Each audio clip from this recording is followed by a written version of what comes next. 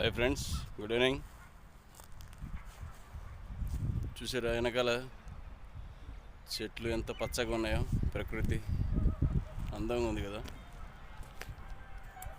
నేను ఒక చిన్న టాపిక్ చేద్దామని కాల్ చేశాను, ఈ వీడియో చేస్తున్నాను.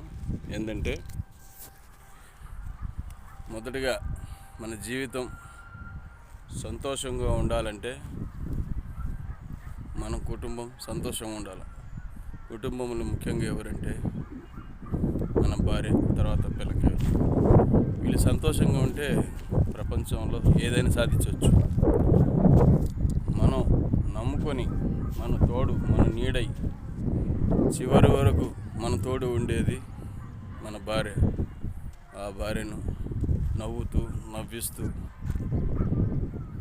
బతికినంత వరకు తోడుగా నిలిస్తే అదే జీవితం. మనం ఇంట్లో సంతోషం ఉంటే ప్రపంచంలో ఏదైనా సాధించవచ్చు. ఏమంటారు ఫ్రెండ్స్? నిజమే కదా. ఇంట్లో సంతోషం లేకుండా బయట ఎన్ని వేషాలు వేసినా అది కలిసి రాదు, ఆనందం ఉండదు. పైనే నవ్వుతూ ఉంటారు కానీ లోపల కుమిలిపోతుంటారు. అటువంటి జీవితం వద్దు ఫ్రెండ్స్.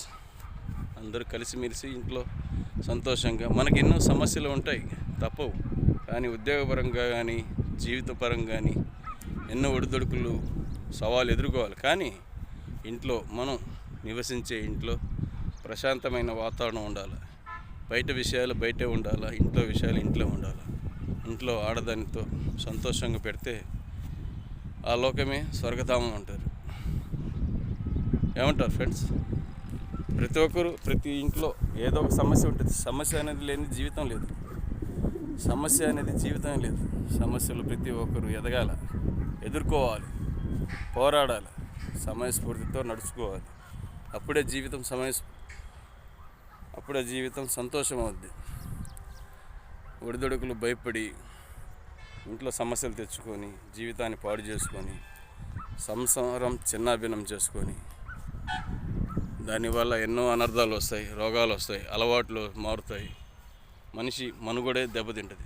అందుకోసం కుటుంబం కోసం ముందు ప్రయారిటీ ఏంటి? ఫస్ట్ ఎన్ని ఉద్యోగాలు ఉన్నా ఏమున్నా ముందుగా ఫస్ట్ ప్రయారిటీ గోస్ టు